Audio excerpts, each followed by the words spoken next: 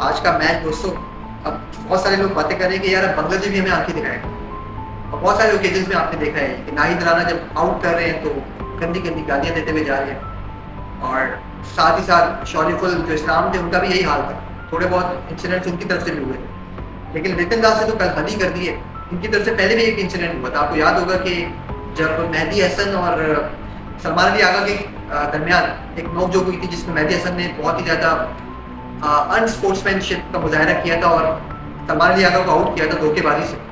वहाँ पे लिटिल दास जो थे ना, वो लड़ने आ गए थे सलमान अली आगा से। उससे मैं बिल्कुल जैसे अभी चीर फाड़ कर देंगे सलमान अली आगा को, और कल उन्होंने फिर से वही किया। अब मुझे समझ नहीं आ रही कि क्यों ऐसा कर रहे हैं लिटिल दास। मतलब हम तो समझते थे कि बांग्लादेश जो है हमारा भाईचारा है उनके साथ, मुस्लिम कंट्री है, हम बहुत सारी चीज़ें शेयर करते हैं आपस में। और इवन के असल बात तो ये है कि टेस्ट कैप भी उनको हमने ही दिलवाई है पाकिस्तान में, फिर भी वो हमें आज आंखें दिखा रहे हैं। तो ये बड़ी सोचने वाली बात है कि अब आपकी ये हालत हो गई है। मतलब परफॉर्मेंसेज आपके एंड से नहीं आ रही ना, आप परफॉर्म कर ही नहीं पा रहे। बेशक टेस्ट क्रिकेट हो, T20 क्रिकेट हो या ओडीआई, तीनों फॉर्मेट्स में आपका सेम असर है। आप देख लीजिए, जब बांग्लादेश टूर करती है हमारा, तो हमें बहुत टफ टाइम देती है। आपको कम से कम सीरीज में एक मैच वो जीत ही लेती है, और एक मैच काफी क्लोज जाता है जो कि लग रहा होता है कि बांग्लादेश के फेवर में चला जाएगा, लेकिन फिर एंड में कोई एक्स्ट्राऑर्डिनरी परफॉर्मेंस आती है और पाकिस्तान मैच जीत जाता है। ऐसे जीतता है पाकिस्तान सीरीज, होम सीरीज। और जब अवे सीरीज होती है, बांग्लादेश हम खेलने आते हैं तो भीगी बिंदी बने हुए होते हैं, एक मैच जीतना हमारे लिए माहौल हो जाता है। और यही हुआ है आज की test series. Pakistan world test championship से भी ऑलमोस्ट आउटसाइड, ऑलमोस्ट बाहर हो गया है। कोई पाकिस्तान का फ्यूचर नजर नहीं आ रहा टेस्ट क्रिकेट को लेकर। रिजवान जो है, अब कल जो बहस हुई थी उनके खिलाफ ना, ये लिटिल दास और उनके, आपने बहुत बार सुन लिया होगा, उसको दोबारा से रिपीट करने का कोई मकसद नहीं है, लेकिन उनके एंड से जो परफॉर्मेंस आनी चाहिए थी उसके बाद, वो थोड़ा सा लैग कर गए, थोड़ा वो मिस कर गए। 94 रन वो बना सके आज के मैच में और आउट हो गए। अगर वो सेंचुरी करते और साथ साथ साजिद भी थोड़े खड़े हो जाते उनके साथ, जो कि उनका रोल नहीं है, वैसे वो तो बॉलर है। लेकिन बैट्समैन को हम मतलब कहाँ रोने यार, बैट्समैन क्या बोले हम इनके बारे में। बाबर आजम आपके स्टार परफॉर्मर तो शायद लोग उनको बोलते हैं, स्टार प्लेयर वो है बेशक, लेकिन परफॉर्मर रहे नहीं है वो स्टार वाले।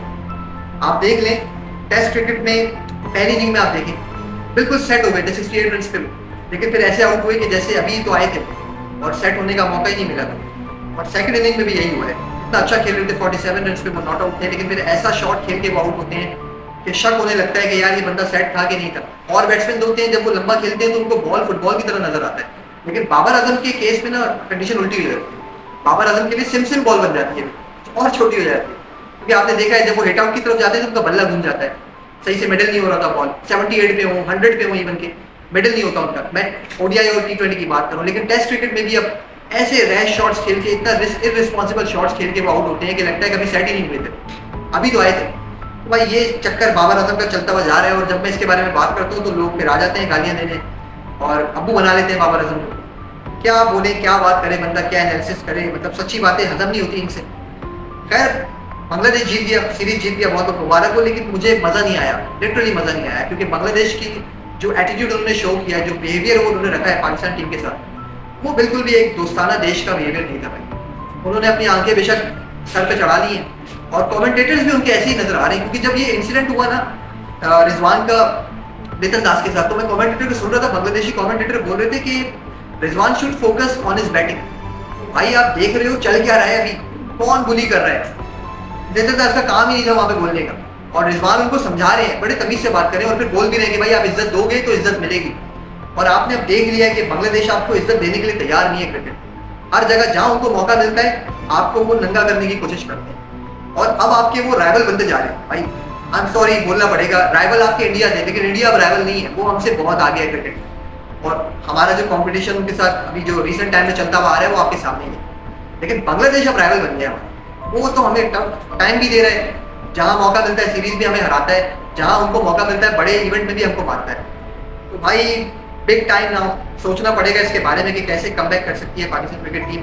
मैंने तो पहले ही आपको कहा था कि सारे के सारे फेसेस गुम करने पड़ेंगे, सारे के सारे नए लड़के लाने पड़ेंगे आपको, क्योंकि ये जो आप एक मिशन लेके चलते हैं क्लीन स्वीप का, वो ऐसे नहीं होता कि आप कुछ पुराने प्लेयर्स को भी बीच में डाल दें और फिर नए प्लेयर्स को लेकर आ जाए, आधे नए आधे पुराने, गोला गंडा सा बन जाता है भाई। आपको पुराने प्लेयर्स को चांस देना पड़ेगा यार, उनको ही अब सॉरी नए प्लेयर्स को उनको लेकर आओ, उनको खिलाओ, उनको टाइम दो, 1 साल 1.5 साल का अरसा दो, वो हारेंगे गिरेंगे, लेकिन फिर उठना भी खुद ही सीखेंगे।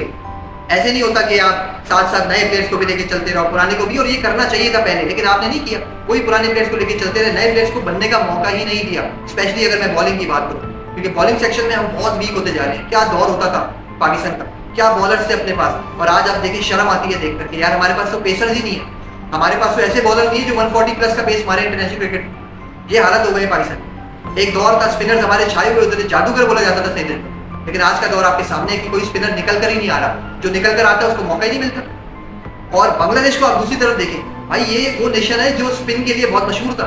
इनके स्पिनर्स थे जिनकी 200 विकेट्स हैं टेस्ट क्रिकेट। कोई एक फास्ट बॉलर नहीं है जिसकी 100 विकेट्स हो टेस्ट क्रिकेट, लेकिन अब नजर आ रहे हैं उन्होंने इतने अच्छे अच्छे बॉलर्स प्रोड्यूस किए रिसेंट टाइम में। भाई ये आपके नाहिद राणा हो गए, दूसरे आपके तस्कीन अहमद हो गए, तीसरे आपके शरीफुल इस्लाम हो गए, इवन की इबादत है, वो इतना पेस रखते हैं यार। तो भाई ये चीजें मिसिंग नजर आ रही है पाकिस्तान को रिवर्स गियर लगा हुआ है क्रिकेट में भी। एज अ नेशन तो हमारे मसले हैं बहुत सारे, लेकिन क्रिकेट में भी अब रिवर्स गियर लगा हुआ है, और बांग्लादेश जो है वो आगे आगे जा रहा है। सबको देख लें आप, अफगानिस्तान को भी देख लें। जब तक आप टेस्ट क्रिकेट पर फोकस नहीं करेंगे, आपके दूसरे फॉर्मेट सही ठीक नहीं हो सकते। देख लें बांग्लादेश का फोकस जो है ना टेस्ट क्रिकेट पे, और वो आगे नजर भी आ रहा है। T20 में भी वो अच्छा कर रही है, मतलब एक छोटी साइड है लेकिन बहुत अच्छा कर रही है अगर उनको अगर एज अ नेशन देखें। साथ ही साथ अफगानिस्तान का अशर आपने देखा है, T20 क्रिकेट में वो अच्छा कर रही है बेशक, लेकिन वो बहुत ज्यादा अनप्रिडिक्टेबल रहते हैं। कभी भी किसी को हरा देंगे, कभी किसी से हार देंगे, क्योंकि उनका टेस्ट क्रिकेट पे फोकस है। तो यही हाल अब पाकिस्तान का बनता जा रहा है। देखते हैं। खैर दोस्तों, आज का मैच तो मैं आपको बता चुका हूँ, 78 रन से बांग्लादेश जीत गया, सीरीज भी उनके नाम रही। उम्मीद करता हूँ वीडियोस पसंद आती होंगी हमारी, तो वीडियोस को लाइक किया करें, हमारे चैनल को भी प्लीज सब्सक्राइब करें। इस तरह की और इंटरेस्टिंग वीडियोस भी मेरे चैनल पे आप चेकआउट कर सकते हैं। अपना बहुत ख्याल रखिएगा। अल्लाह हाफ़िज़।